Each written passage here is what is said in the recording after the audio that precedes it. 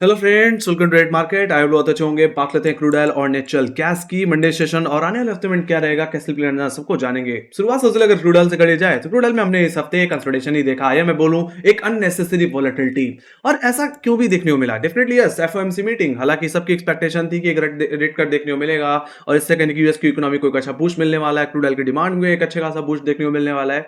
But देखा जाए तो काफी ऐसे फैक्टर्स भी थे जिसकी वजह से कहीं मार्केट में एक अच्छा खासा प्रेशर भी देखने को मिला। Definitely market overall 25 basis point पहले से प्रिंट करके चल रहा था और पॉवेल चाचा ने वो किया भी। बट जो एक्सपेक्टेशन थी कि यस, आने वाले साल में भी रेट कट थोड़े एक्सटेंड हो सकते हैं, मतलब 3 से 4 रेट कट देखने को मिल सकते हैं, उसको घटा करके कहीं ना कहीं अब 1 से 2 रेट कट कर दिया है और उसमें भी कोई गारंटी नहीं कि वो दो रेट कट भी होंगे। तो इसने भी कहीं ना कहीं ओवरऑल मार्केट में एक अच्छा खासा प्रेशर डाला। ओवरऑल कमोडिटी सेगमेंट भी थोड़ा प्रेशर में आया। ओवरऑल क्रूड ऑयल की बात भी कर ली जाए तो क्रूड ऑयल भी कहीं ना कहीं अपने इस हफ्ते के एक तरह से निचले स्तर पे ही जाकर के बंद हुआ है। बाकी जो सबसे ज्यादा बैड न्यूज थी वो थी कहीं ना कहीं जेपी मॉर्गन की रिपोर्ट, जिसमें उन्होंने कहा कि 1.2 मिलियन बैरल का सरप्लस देखने को मिल सकता है 2025 में। मतलब डिमांड से ज्यादा सप्लाई बढ़ करके आ सकती है और कहीं ना कहीं जो नॉन ओपेक प्रोड्यूसर्स हैं वो भी कहीं ना कहीं प्रोडक्शन में एक बढ़ोतरी दिखा सकते हैं, कहीं 1.8 मिलियन बैरल की, जो कि ओपेक के अनुमान से भी काफी ज्यादा हो सकती है। सो मेरा मानना है डिमांड ना हो और सप्लाई बहुत ज्यादा बढ़ करके आ जाए तो वो भी कहीं ना कहीं एक बड़ा प्रेशर होता है क्रूड ऑयल के प्राइसेस के लिए। ऑलराइट, और यही सबसे बड़े ट्रिगर्स भी हैं, क्योंकि आने वाले दिनों में मैं कोई और बड़ी न्यूज या कुछ ऐसा देख नहीं रहा हूं जिससे क्रूड ऑयल को एक बड़ा सपोर्ट मिल पाए। तो मुझे लगता है फर्दर कंसोलिडेशन हो सकता है क्रूड ऑयल में और देखने को मिले। और जो मैंने पिछले 3-4 हफ्तों से बोलता आ रहा हूं कि जो अभी एक हर्डल है जो निकल नहीं पा रहा, वो है एग्जैक्टली 6100, 6100 और 6000 का लेवल। ऑलराइट, और टेक्निकल बेसिस पे अगर देखा जाए तो ये लेवल आते हैं 6050 और 6140 का लेवल, है ना। तो ये हमारे लिए हर्डल की तरह काम कर रहा है और मुझे लगता है जब तक इस जोन के ऊपर क्रूड ऑयल डेली क्लोजिंग नहीं देगा, फर्दर क्लोजिंग नहीं देगा, वी कांट एक्सपेक्ट कि हमें कोई सस्टेनेबल रैली देखने को मिलेगी, है ना। तो इस चीज को हमें दिमाग में लेके चलना है। बाकी वहीं पे अगर सपोर्ट की बात की जाए तो मैं अगर कहीं नियर टर्म में सपोर्ट देख रहा हूं तो सीधे 5900 पे और 5850 के जोन में देखने मिलना देख रहा हूं, जो कि इस हफ्ते के ओवरऑल लो है। Alright, so that's the thing. बाकी मेरा मानना है इस रेंज का ब्रेकआउट या ब्रेकडाउन आपको एक बड़ा मूव दिला सकता है फिर भी, है ना। बट उसके लिए भी एक न्यूज ट्रिगर चाहिए। That's the thing. मैं सीधे टेक्निकल्स पे उतरूंगा गाइस, क्योंकि ज्यादा कोई फंडामेंटल्स है नहीं, है ना। सीधी बात करते हैं यहाँ पे बिना कोई बकवास किए हुए। तो सीधे अगर क्रूड ऑयल की अगर बात की जाए तो क्रूड ऑयल मंडे सेशन में जो मैं रेंज देख पा रहा हूँ एज पर ऑप्शन डेटा, वो कहीं 6000 से लेकर के 5900 की देख पा रहा हूँ, जिसमें अपर लेवल्स को डिस्कस कर लिया जाए तो 6000 का लेवल कॉलेटर का सबसे बड़ा लेवल है और सबसे ज्यादा ओआई होल्ड भी करता है इस कॉन्ट्रैक्ट में। और देखा जाए तो इस हफ्ते में लगातार हमें लेवल्स के ऊपर क्लोजिंग नहीं दे पा रहे हैं, होल्ड भी हो रहा है, तो अगले दिन हो सकता है आपको गैप डाउन ही देखने को मिल जाए। सो सेम ही सिचुएशन देखने को मिली। तो मेरा मानना है 6000 का लेवल मंडे सेशन में एक इमीडिएट हर्डल की तरह काम करेगा। वहीं पे सेकंड हर्डल जो रहने वाला है वो रहेगा 6050। मेरा मानना है 6050 6055 का लेवल हमारे लिए वीकली हर्डल की तरह काम करेगा। ओवरऑल सीधे से बोलूं तो ये जोन आपके लिए पूरी तरह सेल जोन की तरह काम करेगा। मेरा मानना है लॉन्ग तभी करना क्रूड ऑयल में जब क्रूड ऑयल इस हफ्ते के ऊपर निकल जाए, मतलब 6050 के ऊपर। अगर क्रूड ऑयल सस्टेन होता हुआ दिखे तो मेरा मानना एक स्विंग मिल सकती है आपको प्ले करने के लिए, जो कि 6100 से लेकर के 6140 की हो सकती है। ऑलराइट, इसका रेफरेंस मैंने एक्जैक्टली नवंबर सीरीज की हाई से ले रखा है, जहां पे आपने पहले भी रिजेक्शन देखा है।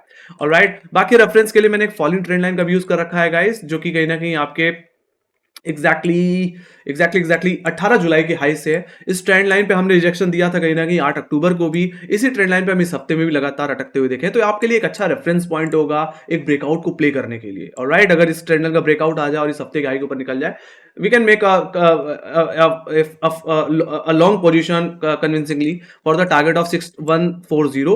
बाकी मेरा मानना है 6140 का लेवल भी अगर सस्टेन कर जाता है, हालांकि मुझे डेली क्लोजिंग चाहिए, अगर 6140 का लेवल सस्टेन हो जाए तो फिर मेरा मानना है मोमेंटम फिर एक तरफा हो सकता है, जो कि कहीं क्रूड ऑयल को ले जा सकता है 6300 और कहीं 6500 की तरफ, जो कि मेरे लिए एक मंथली रेजिस्टेंस जोन की तरह काम कर रहा है ना। इनमें हमने बहुत ही मेजर रिजेक्शन दे रखे हैं, तो ये हमारे लिए एक बड़ा हर्डल होगा।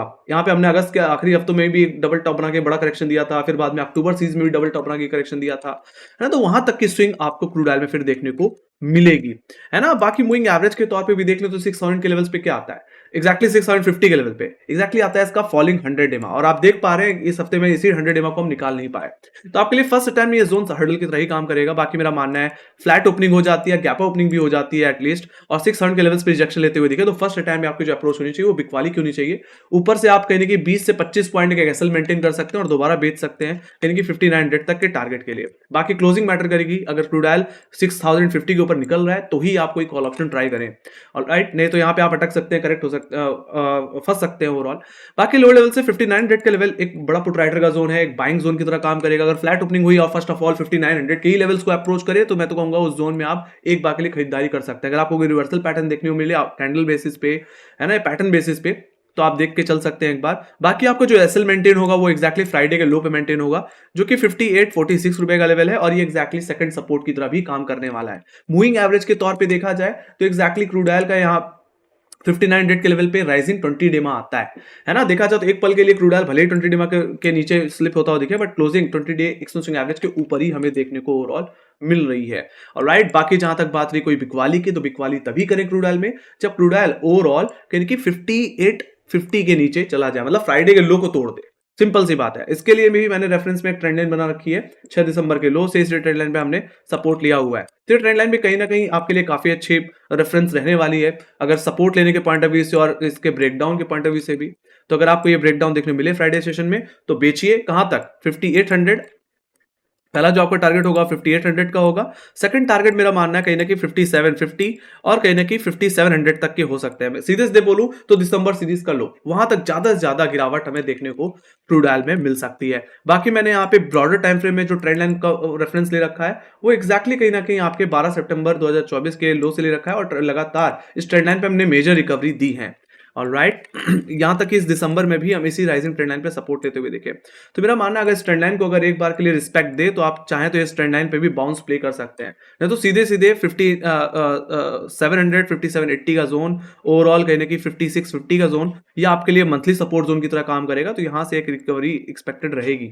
ऑलराइट, बाकी जहां तक बात रही बहुत बड़ी मंदी की, तो मेरा मानना है कोई गिरावट अगर कंटिन्यू होनी है तो दिसंबर सीरीज के लोज का ब्रेकडाउन देना पड़ेगा, तभी हम एक्सपेक्ट कर पाएंगे अपने इस साल के लोज की तरफ, जो कि 5500 के लेवल है ना, वहां तक की गिरावट यानी कि फिर क्रूड ऑयल में देखने को मिल सकती है। तो फिलहाल मेरा मानना है जो डेटा है वो थोड़ा कंसोलिडेशन को इंडिकेट कर रहा है, ना ही कोई बहुत बड़ी तेजी दिख रही है, ना ही कोई बहुत बड़ी मंदी दिख रही है, फंडामेंटल्स भी कुछ खास ज्यादा देखने को मिल नहीं रहे, है ना। तो मेरा मानना है ज्यादा से ज्यादा आप कहने की अपने ट्रेडिंग कहने के थोड़े लेवल बेस्ड ही करके चले। ऑलराइट, तो ये बात हुई गाइस क्रूड ऑयल के लेवल्स की, है ना, कहां पे रेजिस्टेंस है, कहां सपोर्ट है, इसके बारे में हमने जान लिया। दैट्स द थिंग, है ना। Let me go to option data. Option data में चल लेते हैं, सीधे बात करते हैं। तो यहाँ पे देखा जाए जो मुझे सबसे बड़ा हर्डल दिख रहा है ऑप्शन डेटा के हिसाब से वो है 6000 का लेवल। देखा जाए तो कॉल साइड पे यहाँ पे 13,952 का आउटस्टैंडिंग ओआई हमें देखने को मिलता है। ये सबसे बड़ा हर्डल रह सकता है, जैसे टेक्निकल बेसिस भी बताया। बाकी उसके बाद जो कॉलेटर दिख रहे हैं वो देखने को मिलते हैं 6100 के लेवल पे, जहाँ पे 4809 का ओआई। मैं तो सीधे ऑप्शन डेटा के हिसाब से बोलूँ तो 6100 का लेवल बड़ा हर्डल है। इसके ऊपर डेली क्लोजिंग चाहिए। टेक्निकल लेवल के हिसाब से 6140 ये निकल गया तो we can expect some big upside. We can expect 6300 6400 6500 levels या अक्टूबर सीरीज के हाई, वहां तक के कहा मेरा मानना है एक ब्लू स्काई रूम स्पेस खुल जाएगा। तो वहीं पे अगर मैं बात करूं लोअर लेवल्स की, तो लोअर लेवल से मुझे एक्टिव पुट राइटिंग जो देखने को मिल रही है वो है 5900 की पुट ऑप्शन में, जहां पे 7675 का ओआई है गाइस। उसके बाद अगर मुझे कहीं पुट राइटर देखने को मिलते हैं तो 5800 के लेवल्स पे देखने को मिलते हैं। तो निचले स्तर पे ओआई डेटा के हिसाब से 5900 5800 will be the support zone. या हालांकि टेक्निकली देखा जाए तो फ्राइडे का लो, ठीक है, दैट्स द थिंग। बाकी अगर 5800 का लेवल टूट जाता है, फ्राइडे का लो टूट जाता है, तो मेरा मानना है जो गिरावट देखने को मिल सकती है वो क्रूड ऑयल को वापस 5700 के ट्रिजेक्टरी में ले जा सकते हो। देखा जाए तो ओटीएम अगर कहीं एक्टिव पुट राइटिंग है तो वो सीधे सीधे हमें 5700 के पुट जहां पे 2560 का ओआई है, और 5600 के पुट ऑप्शन जहां पे 1571 का ओआई देखने को मिल रहा है, जो कि एक्जैक्टली दिसंबर का लो है। ऑलराइट, दिसंबर और नवंबर का, तो वहां तक की कहीं ना कहीं रूम खुलती हुई दिखेगी लोअर साइड पे।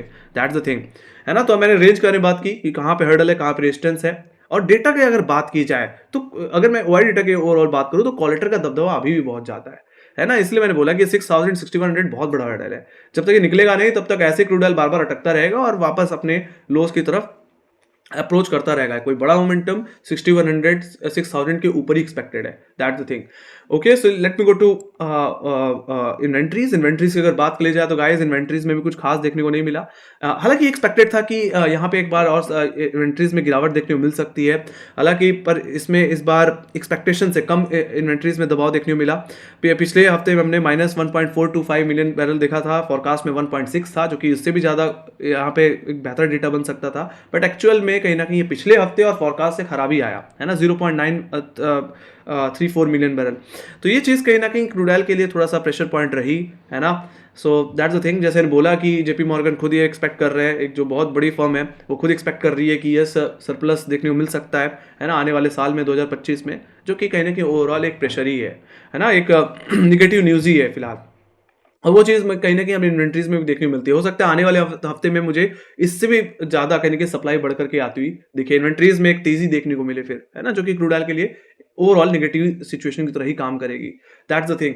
Late me go to natural gas. Natural gas पे सीधे चल लेते हैं और वहां पे भी देख लेते हैं क्या सिचुएशन है। और अगर आपको याद हो तो पिछले हफ्ते मैंने बोला था, है ना, कि दिसंबर के आखिरी हफ्तों में और जनवरी के शुरुआती हफ्तों में सर्दी अपने पीक पे होती है और यहाँ पे डिमांड काफी ज्यादा तेजी पकड़ती है और ये क्रूड ऑयल के नेचुरल गैस के प्राइसेस को एक अच्छा बूस्ट दे सकती है ना। और देखा जाए तो नेचुरल गैस में एक अच्छा मोमेंटम भी देखने को मिला और टेक्निकल बेसिस मैंने एक लेवल बता रखा था आपको, वो था 262 रुपए का भाव। क्या बोला रखा था, ये एग्जैक्टली आपका 20 डे एक्सटेंसिंग एवरेज है और जब तक नेचुरल गैस इसके ऊपर है तब तक कहीं ना कहीं हम इसको पॉजिटिव ही समझेंगे, कोई बड़ी कमजोरी एक्सपेक्ट नहीं करेंगे। अगर होगी तो 262 का लेवल टूटना चाहिए। देखा जाए तो एक्जैक्टली इसने 262 पे बाउंस लिया और जैसे जो मैंने टारगेट दिए थे 300 रुपए के ऊपर, अगर ये 300 रुपए का ब्रेकआउट आया, विल सी 320 लेवल्स। देखा जाए तो इसने एक्जैक्टली वही डॉट लेवल हिट किया।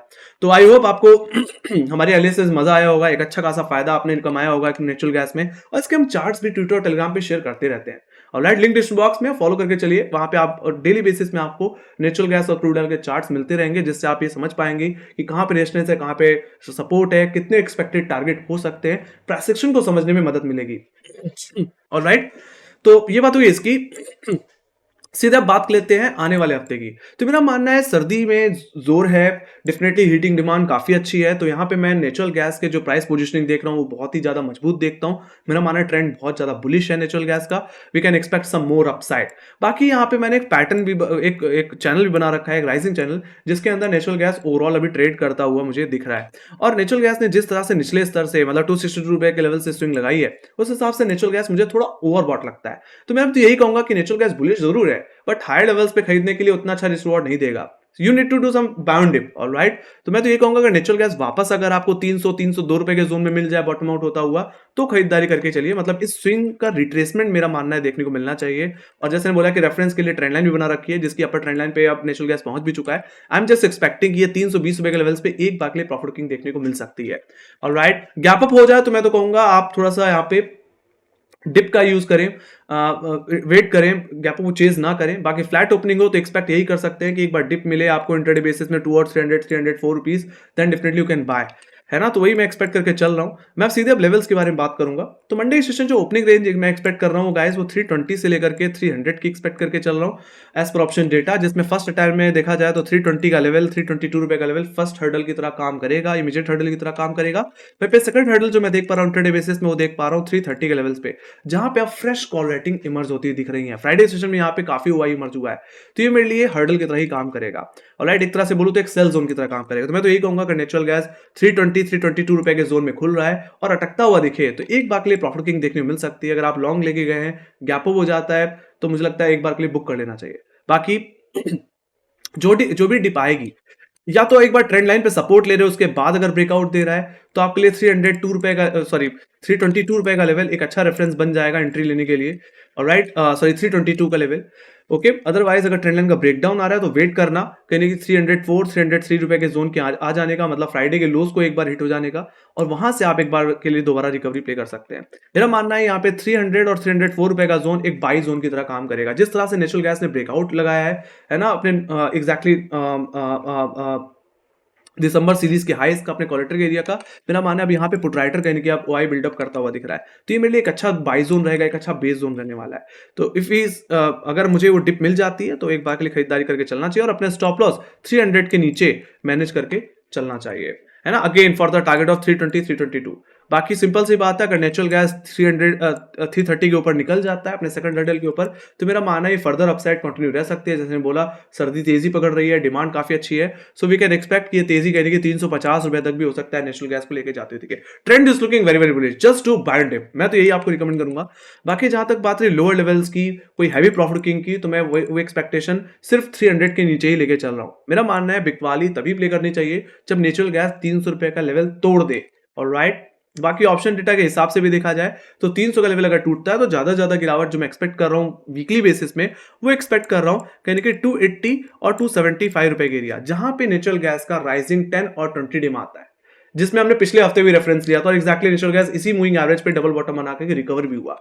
तो मेरा मानना है ये बहुत ही मीनिंगफुल जोन रहेगा। बाकी जहां तक बात रही राइजिंग ट्रेंड ये चैनल की, तो इसके जो लोअर ट्रेंड लाइन भी है एक्जैक्टली है ना, उसका भी क्रॉसओवर मुझे इसी जोन में देखने को मिलता है। तो मेरा मानना अगर करेक्शन आई भी तो ज्यादा नेचुरल गैस 280 275 रुपए की तरफ जाता हुआ दिख सकता है, और वहां से मेरा मानना है दोबारा एक पोटेंशियल रिकवरी देखने को मिल सकती है। एक तरह से बोलूं तो 280 275 रुपए का जोन आपके लिए वीकली सपोर्ट जोन की तरह काम कर सकता है ना। और ओटीएम में भी देखा जाए तो 280 का लेवल सबसे ज्यादा ओआई होल्ड भी कर रहा है एक्जैक्टली, है ना।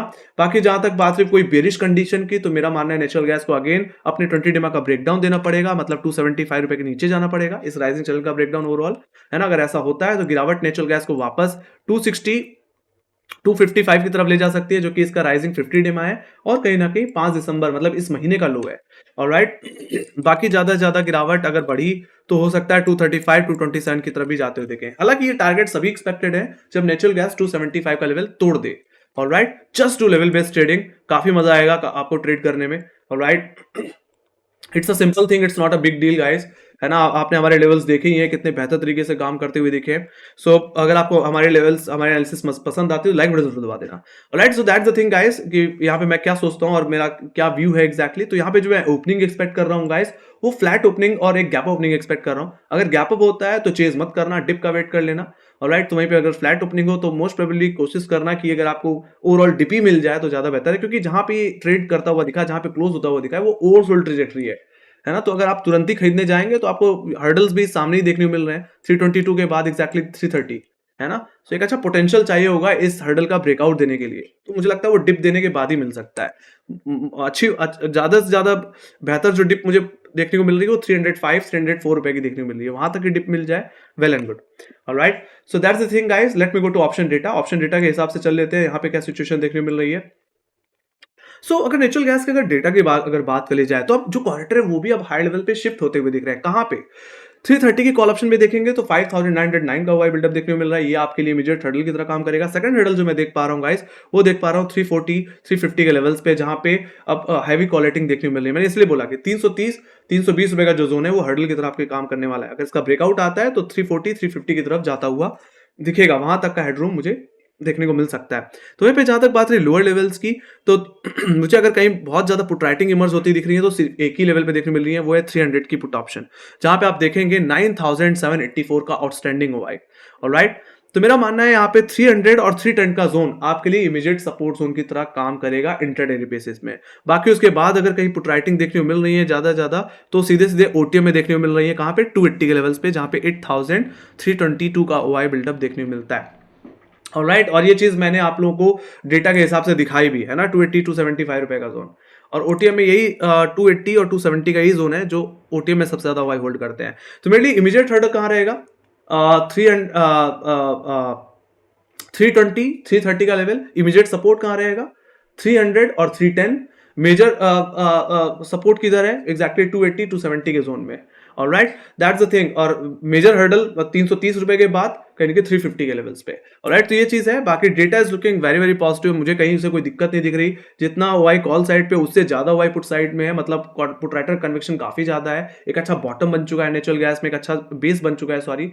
सो वी कैन एक्सपेक्ट कि हमें थोड़ी और फर्दर अपसाइड नेचुरल गैस में देखने को मिल सकते हैं। So I am very very positive natural gas right now. Alright, in this type of weather conditions, है ना, इस समय सर्दी बहुत ज्यादा पीक पे होती है, डिमांड भी काफी अच्छी होती है हीटिंग में। So that's the thing. So जो कि नेचुरल गैस के डेटा को काफी सपोर्ट कर सकती है। तो वहीं भी बात कर ली जाए नेचुरल गैस के इन्वेंट्रीज की, तो देखा जाए तो ये इट्स नॉर्मल थिंग। जैसे बोला कि सप्लाई में एक अच्छी खासी डिसरप्शन देखने को मिलने वाली है सर्दी के चलते, और जितनी एक्सपेक्टेड थी -123 बिलियन क्यूबिक फीट, उससे ज़्यादा कहीं ना कहीं यहाँ पे दबाव देखने को मिला है इन्वेंट्रीज में -125, जो कि नेचुरल गैस के लिए पॉजिटिव ही है ना। That's the thing guys. तो मुझे कोई इसमें दिक्कत नहीं देखने मिलती। हालांकि हम नेचुरल गैस के मामले में इन्वेंट्रीज में हमेशा फोरकास्ट से ही कहीं ना कहीं डेटा को कंपेयर करते हैं। ओके, सो ये बात है।